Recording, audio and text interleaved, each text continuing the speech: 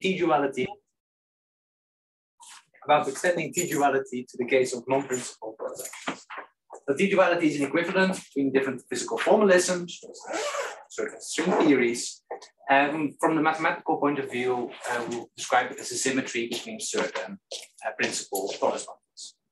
So I'll first recall a bit what this is about in like a principal case, and then I'll tell you how we are going to use the kind of language of these Lie algebroids, which is solved by Jill, to extend this to the case of non-principal torus actions. So stay close to that. Of course not. So the starting point of T-duality is two principal torus bundles, M and M tilde, over the same base B. And both are endowed with three forms H, which are invariant under the torus action. And we say that they're T-dual if the following thing happens. So what we consider the fiber product of these two spaces. Now, this inherits from both from M and from M tilde, it inherits a TK action. So itself has a T2K action. So I'm going to ask for the existence of a T2K invariant form F on this space, which satisfies two properties. Namely, the first is that it provides a primitive for the difference of these two tree forms. So we call these maps from this fiber product. Well, that's a very bad diagram.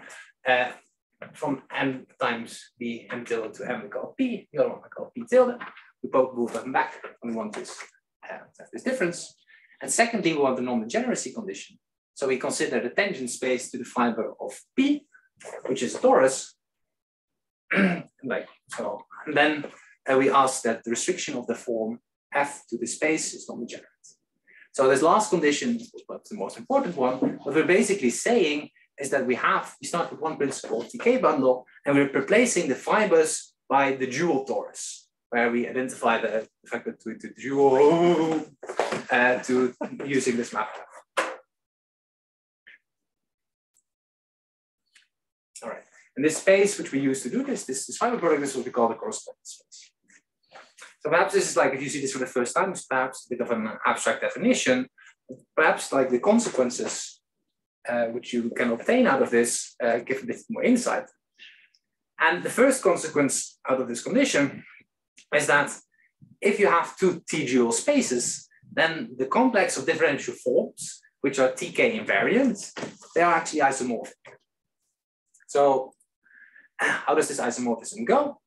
So we pick a form rho, we pull it back to the correspondence space, and then of this space we have this two form F, and then we perform this gauge action, which corresponds like in words is e to the power F wedge rho. Then we want to remove the degrees of phi and freedom coming from M, so we integrate along the fibers of P. What we end up with is a form on this correspondence space, which is basic with respect to the other projection. Therefore, it descends down to a form on M tilde. And the first condition, like the second condition, is non-degeneracy condition imposed on F, ensures precisely that this map becomes an isomorphism of complexes. And the first condition, this differential condition, ensures precisely that the H-twisted Duran differential on the left-hand side goes to the H-twisted Duran differential on the right-hand side. And you can upgrade this statement a bit by the following. So if we're talking about Courant algebroids already, previous two talks ago, and the statement states, if we look at the Courant algebroid, which is given by the TK invariant sections of the double tangent bundle, then these two Courant algebroids are isomorphic as Courant algebroids. That's a nice result. And secondly, if you look at the Clifford actions of these Courant algebroids on the space of differential forms, they're all nicely intertwined. So what therefore this is saying, well, this last statement gives you the following, namely that if you have two principal torus bundles which are T-dual, then you can use this map to send Dirac structures on M to Dirac structures on M tilde. And moreover, if you have generalized complex structure, which is complex Dirac structure, it will always be sent to a generalized complex structure. So perhaps you are like more familiar with like the framework of homological mirror symmetry. So something which could happen in this situation is that the symplectic structure will be sent to a complex structure or vice versa. But more general things can happen as well. But does this correspondence preserve differential properties? Say again? Does this correspondence preserve differential relations? Differential relations? Like you said that, okay, you have an isomorphism of forms. Yes. So is it an isomorphism in the sense of the isomorphic ring isomorphism or a the isomorphic as cochain complexes. Okay. So like really with the H and the like this condition on the F is precisely to ensure that they are isomorphic as cochain complexes.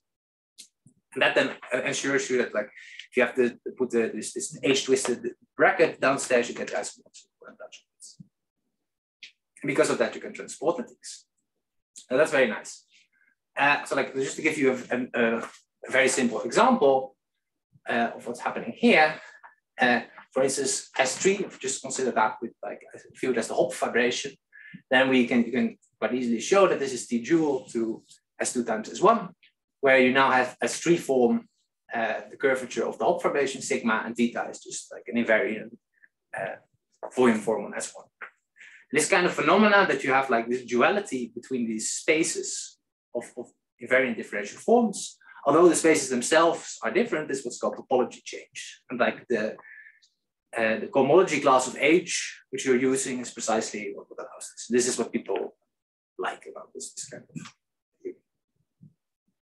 Okay, but this is a very nice story, but there is a bit of a problem. And we were talking, and the Jill was just talking about, and we were trying to cook up this in elliptic symplectic forms because they correspond to stable generalized complex structures. And what we would like to try to understand the mirror or the T-dual of these things. However, all these examples which we saw, there were natural torus actions around, but the torus actions which were around were all non-free. So what we'd like to do is extend this framework of T-duality to some non-free torus actions. And the framework which we're going to use for that is really this elliptic tension. All right. But you also already briefly mentioned this before, but we're looking at the actions of Tn actions of n to n, which are effective and have connected isotropy groups. And what you also mentioned is that if you look at the quotient map of this thing, well, there are two things you can first say. If M is compact, first, the quotient will be a manifold with corners. And secondly, if you consider the ideal of functions, real functions vanishing on the boundary of this manifold with corners, and you pull it back using this quotient map, you get an elliptic divisor. And this map U is an example of what we call the boundary of vibration, which is one of these singular vibrations which have the property that they are submersions almost everywhere, but they're allowed to have two types of singularities, this elliptic singularity and this elliptic singularity. So this is already quite a hint that perhaps this is a good framework. But another thing which happens is that if you look at the infinitesimal generators of this action, then they all lift to nowhere vanishing actions with nowhere vanishing sections of this elliptic tangent bundle. And of course, I'm using a different notation from Jill because, so let me just quickly recall this. An elliptic divisor was an ideal of functions which had the property that locally they were generated in this very specific form. These are just the product of distances in R2. And then we considered the sheaf, or like we considered the vector fields which preserve this thing. They form the Lie algebraic, which we call the elliptic tangent bundle, either denoted by T minus log D or shorthand AP, which I use in the slides. And locally, these are given by this radial vector field together with the rotational vector fields. And this would the corresponding differential forms. Now, if you lift these infinitesimal generators to the elliptic tangent bundle, you get nowhere vanishing sections. So you've kind of made the action free on this Lie algebra. That's a good hint that these are the right objects to consider using this framework. So as a running example, if you're like all afraid of like what's all going on, we'll just use C2. And we'll consider the standard torus action of the space, which is just rotating components. And so what's nice about this, so I will just draw this, so this is C2. It's really the same picture as what Marco was drawing in his first talk. So the action is free almost everywhere, except at these coordinate axes. And then we have the quotient map,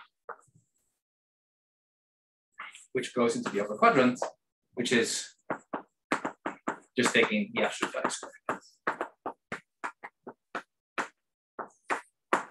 So these are the kind of actions we are considering. And in this case, the algebraic which you have is really just R1 dr1, theta 1, R2 dr2, d theta 2. And these two vector fields are the infinitesimal generators of the action. So you see here they are nowhere vanishing. It means that one norm squared comma is a two norm squared. Thank you. Right. Right. So, well, with this set, we are ready to give the definition of what we would call a non-principal T-duality. So what we start with is two toric actions, just as in the previous case, which are over the same base B. Okay, this is no longer a smooth manifold, but manifold with corners, we can deal with. And now, okay, well, we could put smooth forms, which are TK invariant here as well, but we could also allow them to have these elliptic singularities. So that's what we do over there. And now we would like to continue and ask for the existence of a two form on this correspondence space. But that's where you see you have like a problem, because now these maps, these quotient maps which you have over here, are no longer submersions. So you can indeed take the fiber product, but it won't be a smooth manifold. So, well, we do note that yes, this thing lives inside of the product. So, okay, instead of asking for the existence of a T2K invariant form on this correspondence space, we ask it just in the bigger product space. We again allow it to have elliptic singularities, both from the ones coming from M and the ones from M tilde. Okay, perhaps we didn't. Yes, all right. Let's quickly recall. If you have one of these toric actions, you get an elliptic divisor. So here we start with these toric actions, use that elliptic divisor, use the corresponding elliptic tangent space. These are the kinds of singularities you're allowed to consider. And now I would again want to have this differential condition.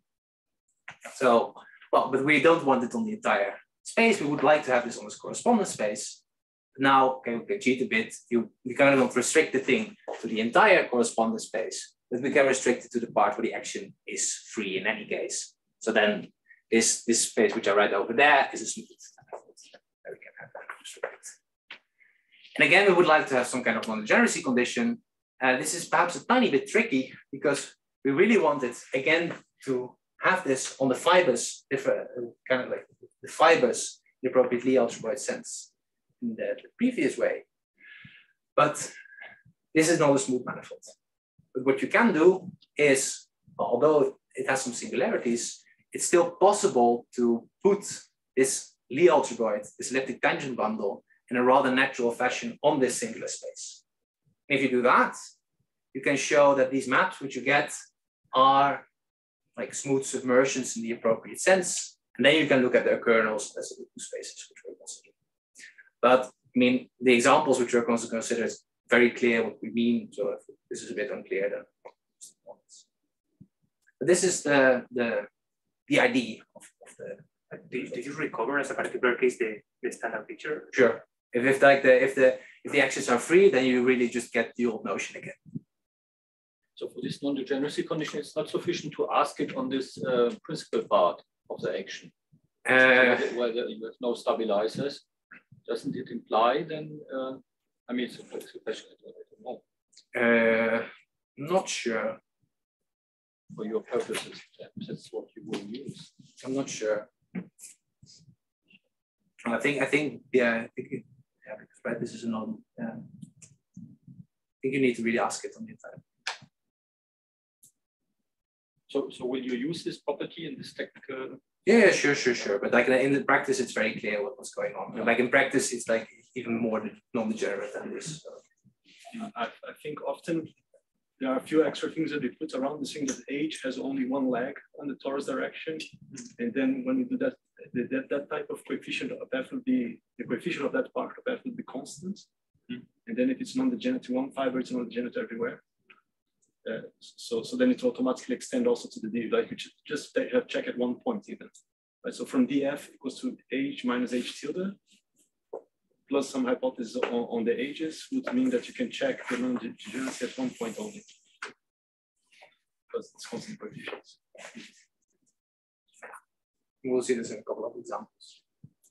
How do you measure the rank of this algebra, what you call AAD? It's always like it's a singular tangent bundle, right? Like away from all these singularities, it's just isomorphic to the tangent bundle. So it'll have the same rank as the tangent. And I'm confused about, you have a free form on M, which is Tn invariant, but with values in this tangent bundle. How does this recover the usual picture? It's just like an elliptic. It's just a tree form with singularities. So if there are if D is empty, then this is just an ordinary tree form. Yeah, but if there were no singularities, you will have a free form with values in the tangent bundle. No, it's with this notation, I just mean a Lie algebroid tree form. I'm just denoting both M and the Lie algebroid. It's not the Lie algebroid tree form. I'm just saying this is the space where we are M. And this is like the the kind of singularities. Thank you. Sorry for the notational clarity. I also misunderstood that. Okay, so just to be clear, with this notation, I just mean the Lie algebroid tree form. I just want to make very clear where that M is the space where this Lie algebroid lives, and AV is the kind of singularity. Okay, so if that's the definition, then the consequences, as I described in the previous case, in the principal case, they are the same in these cases. So what the difference is that now we will consider the space of TK invariant differential forms with these elliptic singularities, and these two are isomorphic. And well, the isomorphism is the same. I'm running out of time, so I won't go into detail. But this is kind of like the same as in the previous case. And also the statement about the isomorphism of Courant algebroids is now the same, but we have a different Courant algebroid. And we have namely the one which is induced by this elliptic tangent bundle. So we look at the double of the elliptic tangent bundle, we look at this TK invariant sections, and then again we have an isomorphism of Courant algebroids between these things, and again they're intertwining the actions. So this all looks very nice. I mean, this is a way you would say, okay, great. So now I can apply this to generalized complex structures. So we could, for instance, take one of these stable structures from the previous case, and then, well, kind of what the Gio was telling. If we have the manifold M, this guy is stable. What you can do is you can go to this Lie algebroid, and there you have a symplectic structure. Okay, so well, that's in particular generalized complex structure. So we can apply this isomorphism with Courant algebroids to transport this symplectic structure of the Lie algebroid to a structure, generalized complex structure on this other Lie algebroid. So this will become generalized complex. But now there is a bit of a problem because, well, what the hell? I'm dealing with the generalized complex structure on some Lie algebroid. It's not a real object. I mean, I want something on the base. I want a real generalized complex structure on M tilde. And now, this doesn't always work. So you will always get a generalized complex structure on the Lie algebroid, but it might not descend to a real object, a real generalized complex structure. Well, that's sucky. But there are plenty of examples where that I think is the takeaway point. Yes. And well, let's really just do a very simple example. So we consider the standard action on C2, and we're going to provide a T-dual of C2 with the zero tree form to itself. Can everybody still read this, what I'm writing here? Okay, I'll just denote the coordinates I have on here by Z1 and Z2.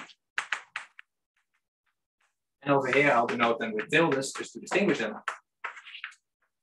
And now, well, we should have this non-degeneracy condition hanging around. So it's non-degenerate on the fibers. Well, the fibers are really basically these two forms. So there are plenty of forms you can pick from.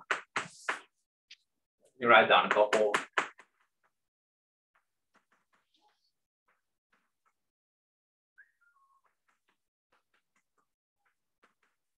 This is really what this in local coordinates, what this non-degeneracy condition entails to.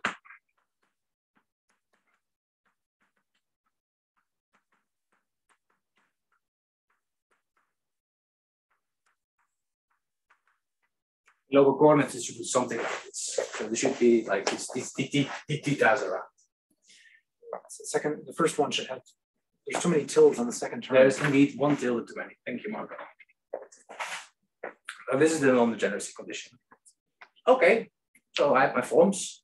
And for each of these forms, I get one of these isomorphisms between these Courant algebraics, between these spaces of differential forms. Now you can just compute. I mean, this is very explicit. You can just compute what happens if you throw in a geometric structure. So, well, Gio was talking about, like Marco was talking about the standard Poisson structure. Z1, Z2, dz1, dz2. You can invert this to a complex log form, and we can take its real and imaginary part, which I've written down here. Not that Gio was making a slight mistake. Cases. Now I can just throw them in here, in this machine of like, it's just direct computation. There's nothing deep going on. So if we take, for instance, what I called it, omega 2, then you can compute. And you will see that if you use this form,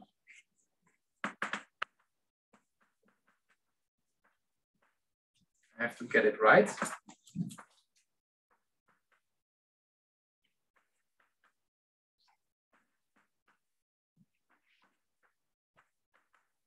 If you apply this non-principal T-duality with this differential form, you'll show that if you just run this machine, you'll end up with the generalized complex structure, which is given by, which is called rho.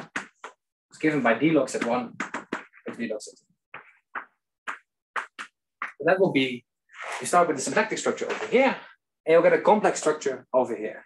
And the complex structure which you get is given by the spinor line like this. But you know from the Dirac geometry, it's not about a particular representative, it's about the line which it generates. In this case, I can just write this at dz1, which dz2, divided by z1, z2. So away from d is just coincides with the standard complex structure. Therefore, by continuity, it will coincide with the standard complex structure. So what we have seen is that this elliptic symplectic form, which corresponds to the standard stable generalized complex structure, is actually T-dual to the standard complex structure on C2. That in itself is like quite a nice thing to know. But if I were to pick any other combinations of signs, of the other form or whatever, I would be very uncareful. I would just get something on this Lie algebraic, and it would not descend to anything on the manifold.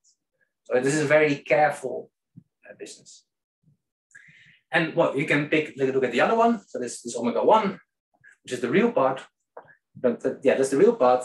If I use a slightly different combination of signs, you'll show that will be T-dual to itself. So there's also something which we saw in Jill's talk, that whether you're looking at the real and imaginary part, the behavior of the forms can be quite different. That's something we see here as well. Like for the first one, omega 1, the vibration is symplectic, while yes. for omega 2, the vibration is Lagrangian, right? Exactly, yes. And that's in the end where everything is coming from. So I mean, this T-duality will also have these boundary vibrations, you have dual Lagrangian vibrations, but there's all this distance around. Okay. Any questions at this point? Does the singular locus of this complex structure give you any information? I mean, it's not. There's no singular locus. Well, on the axis. No, the spinor line is singular. It's right. But right. The point is, it might not look like it in this representation, but it will just be the ordinary complex structure. Right? It just be a spinor line, even though it's divided by a singular function. It doesn't matter. The thing I get on M will really just be the standard complex structure. There are no singularities. It's also not something which can happen, right? If you have a generalized complex structure, the amount of complex directions can only increase. So if you have something which will complex away from a divisor as a generalized complex structure, it must stay complex if you extend it over the divisor. But you still have the information on the divisor. In this thing, yes, exactly, because it comes as a complex structure on this V-algebra report. And you still have that information. That's true. So you're saying that the spinor line projects? Yes, I'm saying that the spinor line, in this case, projects to, well, really the spinor line BZ1 with such BZ. So it's not that you have to extend it to some singular locus or something like that? No, it really, on the nose, the standard stable structure will be T-dual to the standard complex structure. And, well, we haven't worked many of them out, but this could also be extended to CP2 with the 3 lines. And then you have the standard complex stable structure over there. And that will be T-dual to the standard complex structure. Okay, so, well, one of the things one should prove, just change pace a bit, is that there actually exist T-duals. So if I'm given a toric action, M together with a free form, when can I find such a T-dual space? And to do so, we need to have a little bit of a classification of toric actions, just as we know how to classify principal torus actions in terms of their Chern classes. And to do that, we use this classification of Heblicker and Salem, which basically, well, I'm going to ignore the first part a bit. It basically tells you that if you have a toric action, then you can classify all the other toric actions which are locally equivalent. So they have this property that you can find equivariant diffeomorphism between the one and the other, while keeping the torus fixed.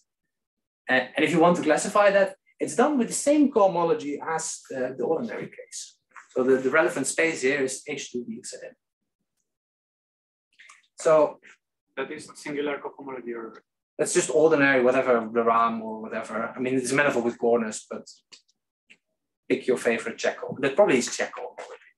So what do you mean by the base of the toric action? So I thought toric action is just torus action on some manifold. Yeah, and then you take a quotients. That is what I mean. So this would be the orbit space. This would be the orbit space. So you are assuming this orbit space is Hausdorff or something? I'm really, because of this extra actions I put, compact, effective, fixed isotropy, it will just be a manifold with corners. Okay, it'll be very nice. So you're in that setting. In all examples, it's just a polytope in R2.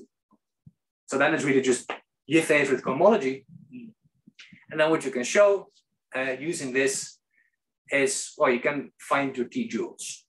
So the first thing which you can get out of the definition of T-duality from the conditions which you have, you will see that the 3 form which you start with is not allowed to have too many directions in the torus, in the torus fibers.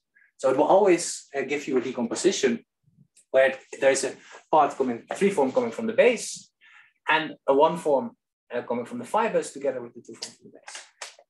And the kind of things you need to put here is also what Jill was talking about, these boundary fibrations. This Q, which we are looking at, which is just the quotient map, is one of these boundary fibrations. I'll call it one, this is Q. And so the forms which you put on the base are real log forms with singularities. And now what you want to do, you want to decompose these things using like the base and the fibers. To do that, you need a connection 1 form. And the right connection 1 form for these toric actions, well, the action itself has singularities, so the connection 1 form should have some singularities as well. And the kind of singularities which are there are these elliptic singularities. So that's what this connection 1 form does. So you can always find such a decomposition. And now what you would like to do is you would like to use this 2 form with values in T star to build a new toric action. But a priori, that class lives as a cohomology class in this bigger space. Luckily, we know the cohomology of the spaces, included by Marco and some others. And there is a component in there, which is just the ordinary cohomology. So the condition which you have to put to get T-duals is that this cohomology class actually lives here. And they can put phrases and residues to this principle. Because I'm running out of time, I'm not going to talk about the proof. I'm going to say, well, I think I can have 3 more minutes. So the previous construction is nice and all, but it misses a lot of T-joules. So this also happens in the ordinary case. Because you are using this classification of torus actions in terms of cohomology, but one thing you're obviously missing is torsion. There are some other things. But if you are working with these singular actions, there are many more things you actually miss. You can actually show that if you have 2 toric actions and the base of this quotient space is actually contractible, then there will be T-joule. And some examples which appeared already in Jill's talk are, for instance, which you could consider. So we had CP2. You could take this connected sum. And what you would end up with is that this one will have a torus action and the base will be a triangle. But you could also have blown it up and the base would again be a triangle. With 4 sides, right? For a triangle with 4 sides, yes, exactly. A square. I mean, I'm jet lagged. I apologize. So all these 3 have the same base. Never mind this result, we will actually show that they're all T-joule. So this is something nice because this is a new source of topology change. The original source where you could have change in topology of the manifold came from the 3rd degree cohomology. Well, in these cases, all these 3rd degree cohomology are all 0. So there is these singularities of these actions allow you for new kinds, new sources of change in topology of the manifold to consider. Okay. So well, you can prove this, but never mind. I'd rather spend a couple of minutes saying of what should be done more. Well, I mean, for starters, I should just sit down and compute what happens in more of these examples. I mean, there was a big list of examples of elliptic symplectic structures Jill just discussed. Quite a lot of them, as long as there are no S1 times S3s around, they're invariant under these torus actions. You could just sit down in all these cases and see what happens. But also in higher dimensions. And we should really see what's going on. And yeah, well, during the talk, I really restricted to toric actions, which was this N torus, because it's nice because the base is a manifold with corners.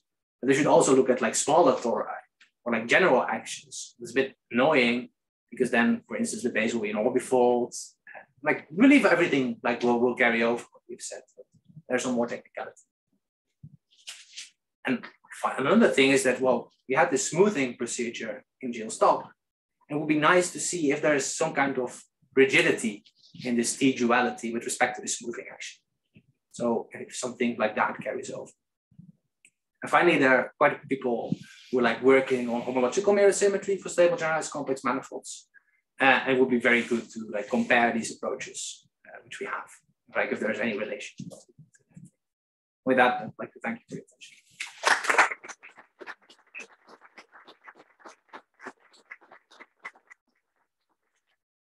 Thank you. Any more questions? Well, yes. So there are examples, if you take an elliptically fiber K3, right?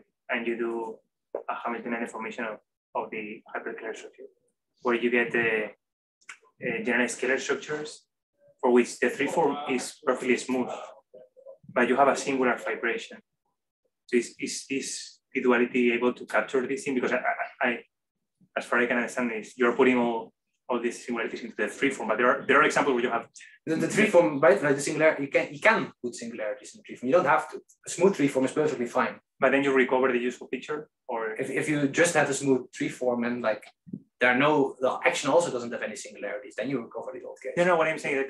Can this framework recover this, or study via this framework the situation where you have Singular perfectly smooth free form but a singular vibration. Yes, this framework can definitely study that. But I think there's a difference because here we have these elliptic/elliptic singularities, and in the K3, when you start deforming, you get like the Lefschetz type of singularities or other type of elliptic singularities as in codirect classification, not something that comes from circle actions.